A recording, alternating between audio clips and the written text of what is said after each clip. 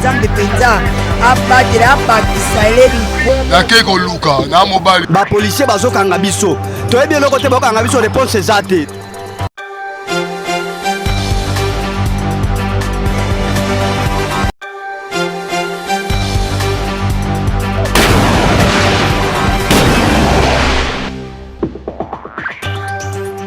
ebandeli ya sabonela mubisika nyonso bozuri baku ya kolanda Mag FM magazine na bino oyo bopréféré ya mokolo lelo yango ebandi mbote ne bino.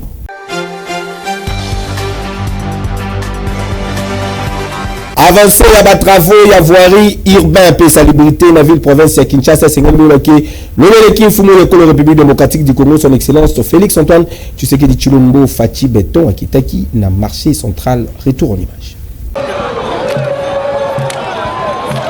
Na souci de se rendre compte na avancement, il y a différents travaux, il y a voirie urbaine de lobby eleki, Mfumouye Kolo République démocratique du Congo, son excellence Félix Antoine Tshisekedi Tshilombo a effectué une série, il y a descente na terrain de Tiawa na marché central ya Kinshasa, communément appelé Zando ya Monene na centre-ville. Son excellence Félix Antoine Tshisekedi Tshilombo a yaki ko s'imprégner sur niveau d'exécution, il y a travaux, il y a assainissement. Une année après passage naye Yasuka. Pour un rappel, chef de l'État a exigé qui ouverture et réhabilitation. Yaba veni nyonso oyezali kumema vers Zando Yamonene Libusoke Bafongola Wenze Oyo. Kasi malgré Lele Yasika Yaba Minute Yasuka, président de la République, son excellence Félix Antoine Tshisekedi Tshilombo a bomba quitté inquiétude naye. Yako constaté que ba problème est belé.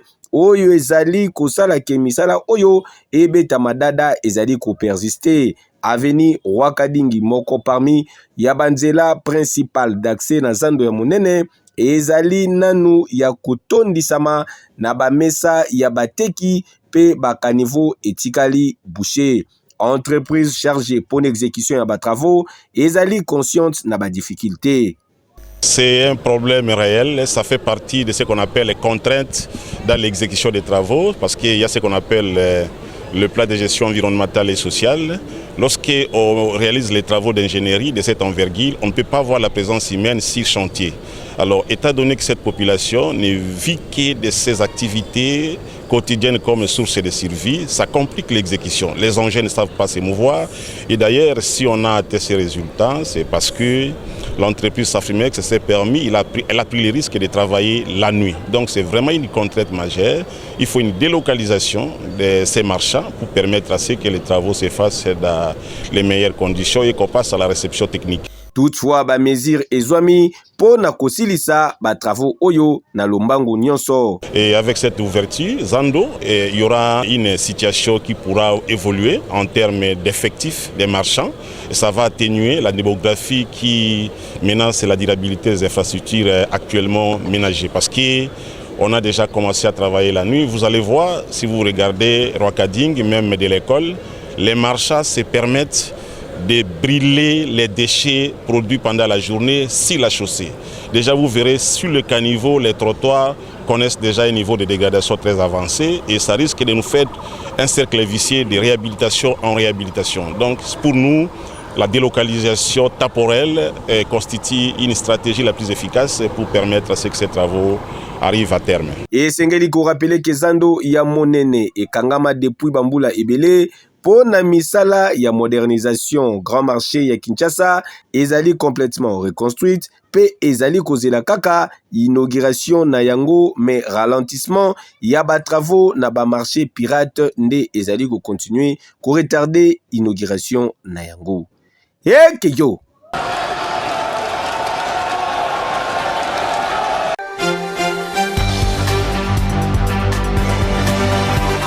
Juste après, Fumu Yekolo République démocratique du Congo à Kitaki na district ya Tchango kuna sika wapi akenaki kosala inauguration ya bâtiment ya sika abritant maison communale. Retour en image.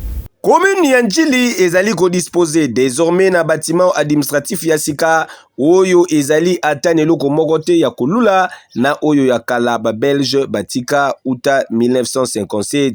Bino Mogobotala, bijou ya kitoko boye etongami na 24 mois ya pamba pour na ko servir na maison communale. Fumu Yekolo, République démocratique du Congo, son excellence Félix Antoine Tshisekedi Tshilombo, a salaki déplacement personnellement pour na kozongisa bafungola ya bâtiment oyo na ba utilisateur na yango et sengeli boye bake na kokoma na ye Fachi Beton ayambamaki na ministre d'infrastructure et travaux publics ainsi que bourgmestre ya commune Yanjili. Son excellence Félix Antoine Tshisekedi Tshilombo a visitaki ba différents compartiments ya bâtiment oyo ezali sous simple municipalité kasi ezali symbole ya renaissance. Bâtiment ezali ko abriter ba bureau administratif, ba salle de réunion équipée, commissariat ya la police, bibliothèque, espace moko dédié na Croix-Rouge, cafétéria ainsi que ba toilettes publiques.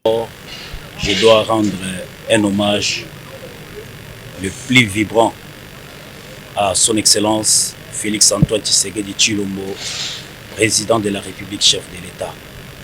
Il a fallu qu'il arrive à la tête de notre pays pour que la commune d'Ndjili, une commune pilote du district de Tchang, qui avait perdu tout son sens d'existence pendant des décennies, mais grâce à son excellent Félix Antoine Tshisekedi Tshilombo, président de la République, que la commune d'Ndjili a bénéficié des infrastructures de base ici dans la commune d'Ndjili.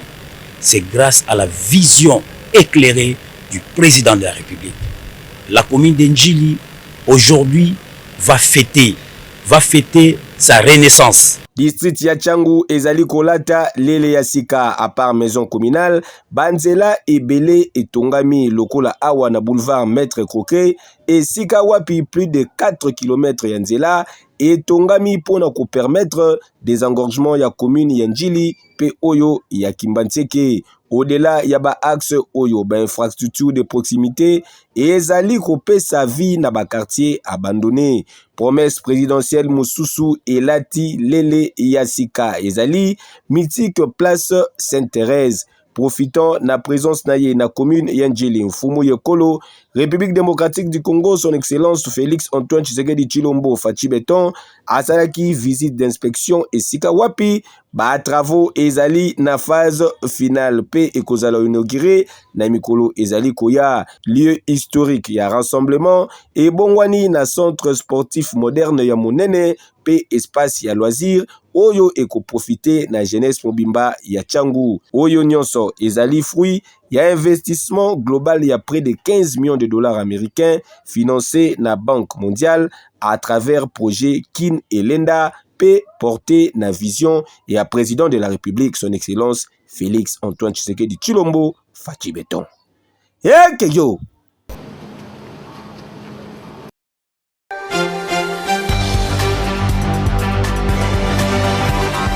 L'Assemblée provinciale de Kinshasa, motion d'interpellation, l'honorable Jared Panzou contre le ministre provincial ITP et Sengel Boubake Izalaki Tombe Kadik Boulana Netika Rabozalaki.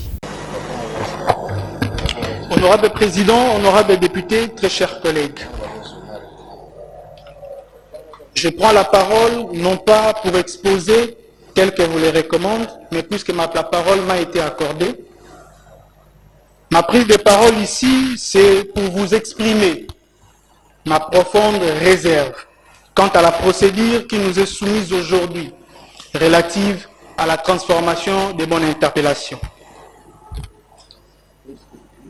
Conformément à l'article 191 dont je demeure attaché,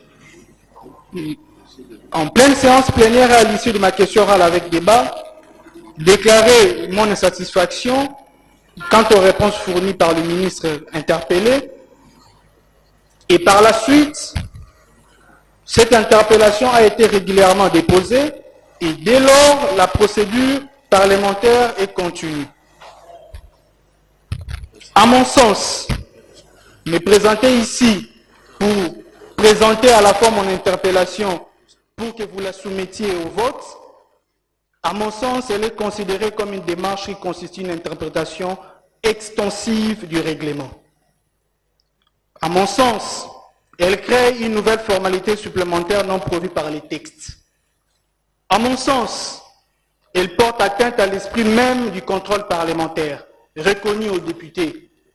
À mon sens, Je ne saurais donc admettre une procédure qui me paraît contraire au règlement intérieur. S'il vous plaît, honorable, accordez-moi une seconde. Je crois que nous sommes dans les règlements intérieurs. Vous avez été invité pour faire votre exposition. Donc, Président, si vous pensez que vous ne pouvez pas exposer, si vous êtes dans autre chose, je serai obligé de vous retirer la parole. Je crois qu'on va procéder comme ça, parce que vous avez été invité pour exposer. Et on vous a demandé d'être libre. Nous avons lu l'article 203 ensemble ici, et le président de la commission PAJ nous a éclairé. L'article 203 nous oblige, lorsqu'il y a une interpellation, que l'initiateur puisse exposer son interpellation et que l'assemblée plénière approuve. Vous nous avez dit qu'ici il y a des experts de la Cour constitutionnelle. Je crois qu'il ne faut pas nous contredire. C'est ce qui est écrit dans l'article 203. Je vous en prie, une fois de plus, honorable, ayez tous vos apaisements. Vous avez déposé au bureau de l'Assemblée provinciale une interpellation. Procédure exige, faites votre exposé et nous allons continuer. Je crois qu'en dehors de l'exposé, si vous allez dans d'autres choses, je serai vraiment dans l'obligation, excusez-moi, de pouvoir vous retirer la parole. Je vais vous faciliter la tâche, Président. Je ne saurais présenter mon exposé au vu de violation des règlements. Merci.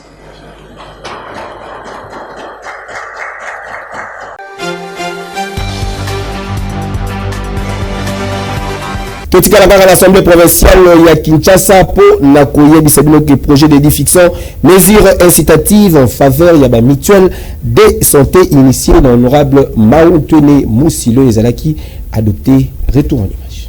Nous savons tous que cette proposition est venue de notre collègue l'honorable Maountene qui est avec nous aujourd'hui.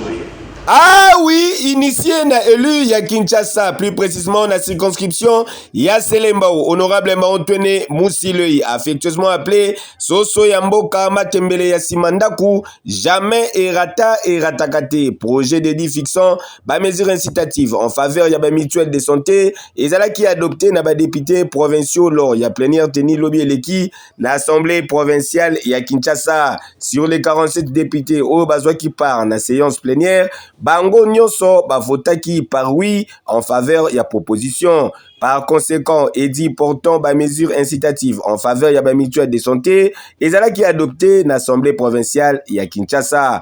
Prenant parole, président de l'Assemblée provinciale ya Kinshasa a salué qui travail remarquable oyo salamaki na initiateur ya projet collègue naye honorable Maountene Moussilo oyo a s'investissaki avec détermination pour na aboutir na résultat oyo pe a profitaki na occasion pour na ko féliciter lisusu ba député nyonso oyo ba votaki en faveur ya texte oyo pour na engagement na bango.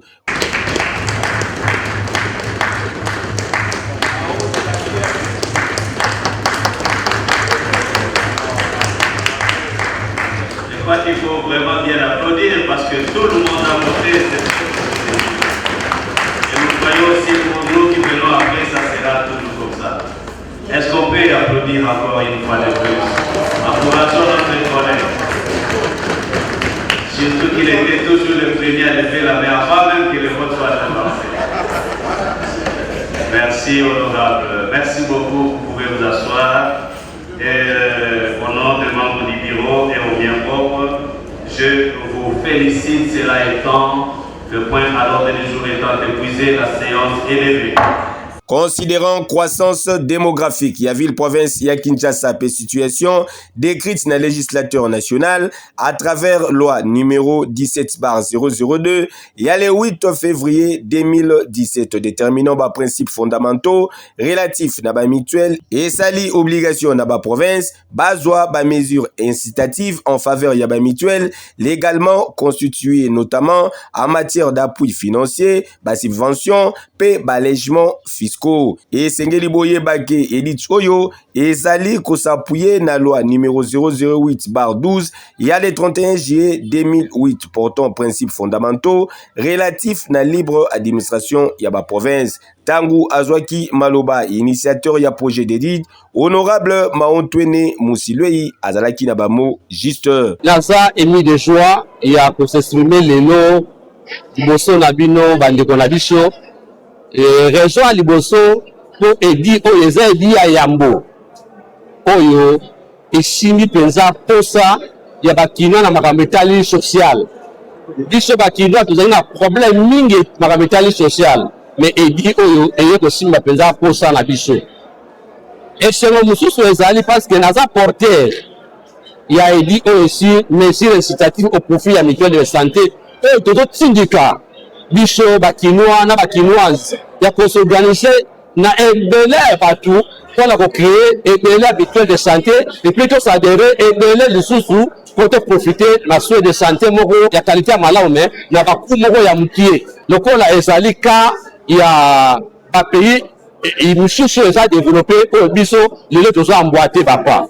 Et objectif ya eloko ezali kosoutenir vision ya mokonzi ya mboka Faci Beton ka ndenge chez biso balobaka ke moto alakisaka nzela bazalaka toujours nsima na ye tobengi Faci songa nzela, c'est-à-dire apesi biso elengi apesi biso matière ya couverture santé universelle oyo abandaki déjà na maternité ofele et biso totali me bato nyonso bakobota te bakinois baza mosusu ya bato bali 3e âge baminere bazali bakoprofite nango lolenge nini na couverture santé universelle wana tokoteli awa po topesa na bakinois masolo yango kinois azali daya kosepela. Gouverneur de la ville province de Kinshasa eso ozali daya instruction et pas le chef de l'État depuis mois de juin ya année passée na conférence ya bagouverneur oyo biso miso ozalaki na lwalaba asengaki bino boépargne botia à côté 15% ya budget annuel na bino au profit ya basanté.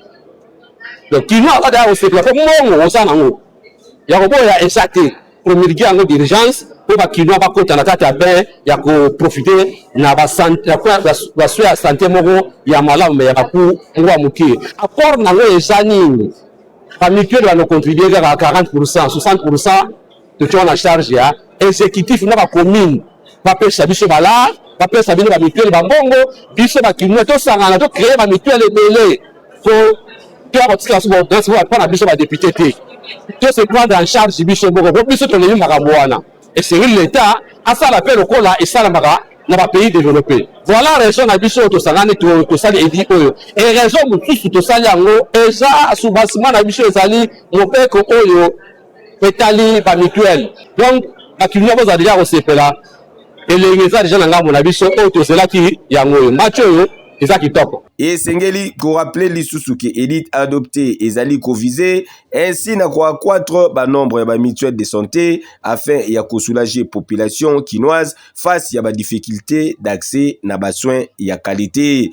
Tala! Tangu na yebisaka bino ke Maontwene Musilwei l'honorable azali le député sans frontières misusu bachaka tembe. Awa sikoyo tokoloba lisusu nini? Tembe sili! Oui. Merci honorable, merci beaucoup, vous pouvez vous asseoir. Au nom des membres du bureau et au bien propre, je vous félicite, cela étant le point à l'ordre du jour étant épuisé, la séance est levée.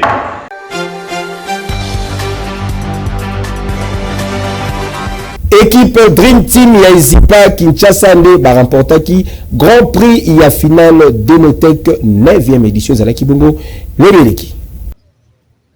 Ah oui, ville province ya Kinshasa et vibraki lobi eleki na rythme ya innovation pe ya numérique ezalaki bongo à l'occasion ya grande finale ya Demotech 9 na thématique Mintech organisée na Silicon Village d'Institut supérieur d'informatique Programmation P analyse Izipa en sigle. Oye Kumba Maka na PDG Martin et Kanda Odimba, les bétons et enseignement supérieur. 9e édition Oyo consacrée à la technologie appliquée dans le secteur minier et Sangisaki autorité politico-administrative, acteur et numérique, partenaire, investisseur, chercheur, étudiant, passionné, il y a innovation autour, il y a ambition moko, il y a promouvoir les génies créatifs, il y a jeunesse africaine en général, congolaise en particulier. Cérémonie officielle, il y a finale Demotech 9 et les kaki qui toko avec un pacte pédologie. Na présence, il y a ministre d'État, ministre de la formation professionnelle, Marc Ekila Likombo. Oyo Ayaki ko témoigner intérêt ya gouvernement. Pona initiative oyo ezali ko encourager innovation, formation technique, entrepreneuriat ya ba jeune na République démocratique du Congo. Tangu Azwaki Maloba, ministre de la formation professionnelle, a salué qui vision portée na Izipa à travers Demotech, a rappelé qui également volonté à l'autorité nationale sous l'impulsion du président de la République, son excellence Félix Antoine Tshisekedi Tshilombo, pour na kosala na numérique p valorisation, y a ba ressources minières, ba piliers essentiels, y a développement durable na République démocratique du Congo. Pour notre pays, la République démocratique du Congo, et comme vous le savez, le président de la République a inscrit dans le programme de son quinquennat le développement du capital humain en première position. Et ce qui se passe aujourd'hui avec l'ISEPA, comme je le disais, c'est vraiment un accompagnement à la mise en œuvre de cette action-là. Parce que vous avez des concours de jeunes, non seulement du Congo, mais venus d'autres pays pour participer dans un concours de développement. C'est très important. Et là, ce n'est pas n'importe quel concours, c'est le concours de développement des compétences. Et les compétences dans les domaines du numérique. Et ces programmes qui s'arriment avec particulièrement ce qui se passe dans notre ministère, nous voulons développer des compétences multiples dans divers secteurs, mais notamment dans le domaine du numérique. Et aujourd'hui, on ne peut rien faire sans le numérique dans tous les domaines. Je vais profiter également pour féliciter Izipa comme patron de cette activité et je suis sûr que tous ces jeunes qui vont sortir ici, les lauréats, je leur ai promis, parce que c'est une vérité, le président de la République tient à développer l'emploi des jeunes à travers l'entrepreneuriat. Et ces 30 juin ici, il y a un concours qui sera lancé par lui-même, le chef de l'État. Et j'ai dit que ceux qui vont gagner seront de droit candidats à ces concours-là et nous allons rester en contact avec eux. Je remercie encore Prenons parole pour une ouverture officielle. Il y a activité, il y a grande finale. PDG Yazipa, Martin et Kanda Odimba, les bétons et enseignement supérieur, l'héritier du trône Atadisaki ke azali très satisfait. Ya komona lulenge nini Demotech ezali ko évoluer, pelelo oyo et commis véritable espace d'expression et à potentiel technologique africain. Donc aujourd'hui vous allez compétir les jeunes, nous avons 8 groupes en finale. Mais au départ, on a une quarantaine. Et aujourd'hui, ce sont les meilleurs pratiquants qui sont restés. Nous saluons la participation de l'Université de César et Tunis. Et je vois que dans cette salle, il y a un représentant de ce pays-là qui représente le ministère du Commerce et qui est dans cette salle. Mais nous avons également l'université, notre université partenaire avec de Brazzaville. Ils étaient venus à 2 équipes de Concord, ainsi que l'équipe de Brazzaville. C'est l'équipe de Brazzaville qui est passée en finale. Pour cette édition, nous avons les provinces qui sont là. Je laisserai la parole plus tard au DG qui va développer là-dessus. Mais le thème de cette année, c'est les nouvelles technologies au service de l'huile. Donc, raison pour laquelle nous avons l'équipe de Mumbashi, représentée par l'équipe de Mumbashi. Nous avons l'équipe de Walama, qui est de l'Université de Colombie. Nous remercions le gouverneur également qui est intervenu pour soutenir ces enfants. Nous remercions l'Université de Moujimaï, qui sont arrivés en finale. Et enfin, les clients sont aussi présents. Et ils sont représentés par 2 grosses structures, à commencer par l'ISIPA. Nous avons l'UNITI et le PC, si je ne me trompe pas. Donc, ce sont les 3 représentants de la ville de Kinshasa. la sélection était rude. Na tournaye chargé à communication ya Izipa, Monsieur Yann Munganga Atelisaki historique, ainsi que objectif ya Demotech P Alandi Samaki, na DGA ya FPI, P président P promoteur ya CETEC Brazzaville, ainsi que plusieurs personnalités ya monde académique P technologique. Ba travaux ya phase finale et les kaki kitoko avec un pacte pédologie sous la supervision ya jury Oyo Ezalaki co-présidé, l'honorable Antoinette Samba, ancienne ministre ya mine, et monsieur Jean-Marie Kassamba, DG ya groupe 50. Liboso na bangonde ba finaliste ba salaki ba présentation technique p démonstration pratique. Au terme ya ba délibération, 3e place et revenaki na ba desikers ya université ya Koulozi Oyo bazwaki chèque ya $1000. 2e place ezalaki remporté na Sésame ya université Sésame ya Tunis Oyo baganyaki chèque ya $2500. Pe première place ezalaki remporté na Dream Team ya Izipa Kinshasa Oyo baganyaki chèque ya $10,000.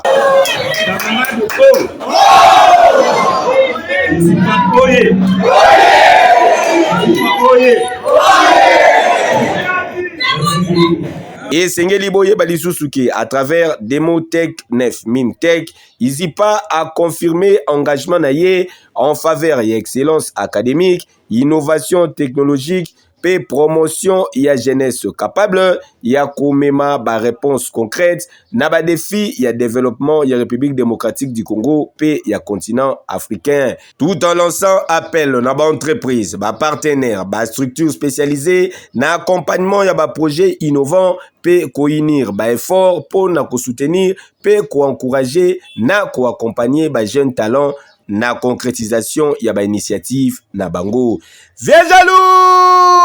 Vieux jaloux na mama eyenga awa bozali konyonga kuna Izipa ya PDG Martin Ekanda Odimba ezali komata se komata. Bomoni niveau binonde tembe. Eke yo. Oui.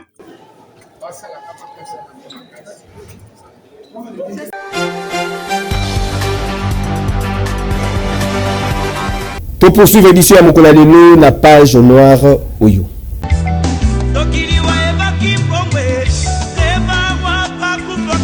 Ba famille FNP et Boboko bazali na mawa koyebisa na bandeko baninga pe bayeba na bango sango ya liwa ya grand-père, père, oncle pe frère na bango na kombo ya maître Agos et Boboko Mawete, instructeur pe maître ya karaté oyo kufaki depuis mokolo ya dimanche 17 mai eleki na yango libota ebongisi programme ya matanga boye. Veillée mortuaire ekosalama mokolo ya jeudi 28 mai na salle polyvalente groupe assistance sociale Oyezwami na boulevard Numumba numéro 13 P14 na commune ya Kimbanseke, référence arrêt Bekatev. Mokolo ya vendredi 29 mai levé du corps ekosalama na morgue hôpital sino-congolais na commune ya Njili quartier 7 puis suivi l'enterrement ekosalama na cimetière ya Ntsele Bambou. Entre-temps, Matanga ezali kosalama na avenue Luchacha numéro 52 na quartier de l'école na commune ya Lemba, référence école Mokengeli. Communiqué oyo et pesami pona ba nyonso bayebaki maître Agos et Boboko Maweti.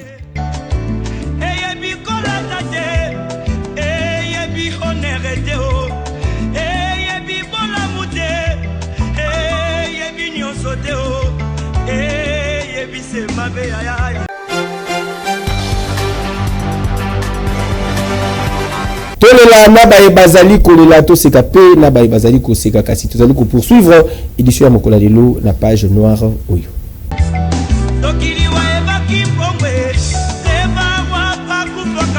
Ba famille Bongina bazali na mawa koyebisa na bandeko baninga pe bayeba na bango sango ya liwa ya grand-père, père, oncle, grand frère, pe neveu na bango na kombo ya Claude Bongina Kentana Odasi oyo kufaki depuis mokolo ya mercredi 20 mai eleki na yango libota ebongisi programme ya matanga boye. Veillée mortuaire ekosalama mokolo ya samedi 30 mai na salle Elisao Oyezwami na Petit Boulevard ya 10e rue quartier industriel na commune ya Limete. Dimanche 31 mai levé du corps ekosalama na morgue d'hôpital du cinquantenaire suivi na Bukundami oyo ekosalama na cimetière nécropole 1 entre terre et ciel pe na retour bain de consolation ezali prévu na salle Elisao. communiqué oyo epesami pona ba nyonso bayebaki papa Claude Bongina Kentana Udasi.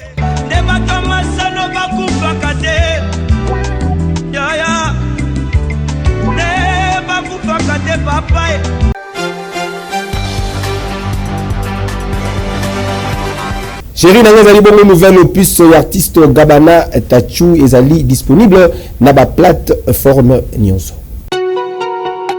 Un jour viendra l'eschatologie du grand soir.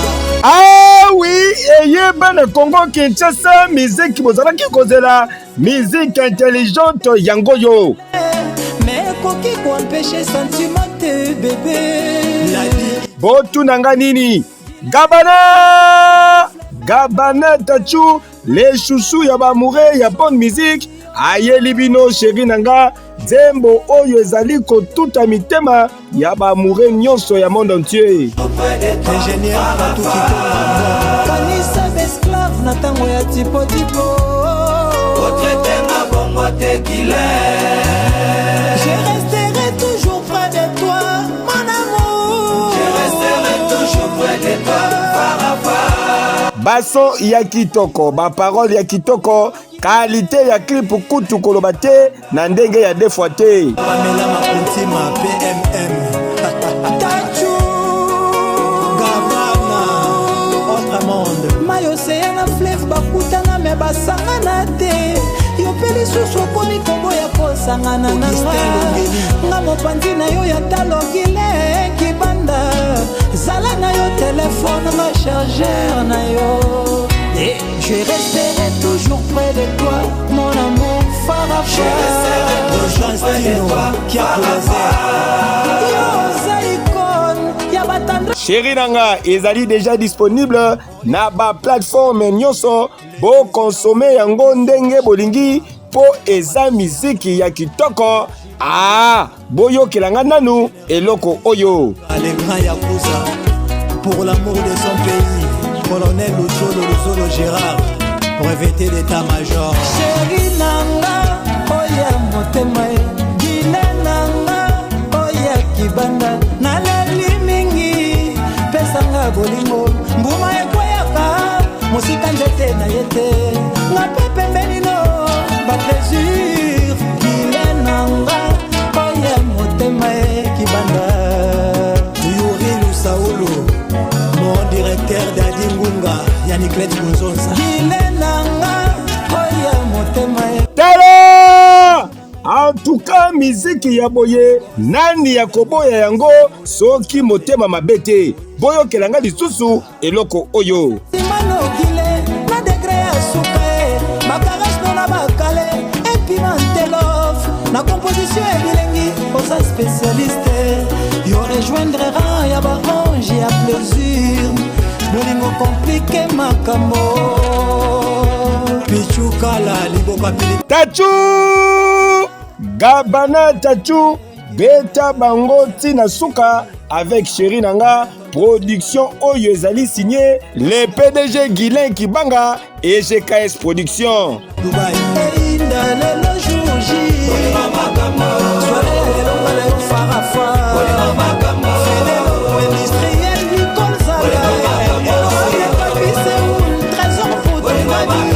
epesa zuwa te ekeyo oui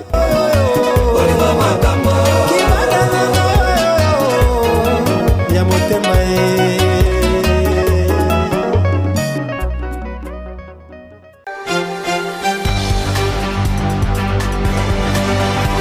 Magafem Yamokula Mino Komi Nasuka, merci pour la confiance pe fidélité page rose boutique à tout souhaiter joyeux anniversaire na Selua Twinumu Carmela zali ko célébrer mbotana na Yamokula lelo mwasi kitoko Wumela Simba nzete kolia pe ko melezali au rendez-vous ezali de la part ya Torres Tibu ezali bongo na sima caméra profitez bien na mokolo na yo que du bonheur bosepelaki na édition ya mokolo lelo bopesa merci mingi na directeur technique na biso ezalaki au four et au moulin Koko Mouya, autrement dit Gelor Mouya. Bama Taba qui taba baluka na ma belle fils Mani Boyka machine na préféré bien. nzambe mpenza abatela abakisa eleli nake koluka na mobali bapolisier bazokanga biso toyebi eloko te bakokanga biso réponse eza te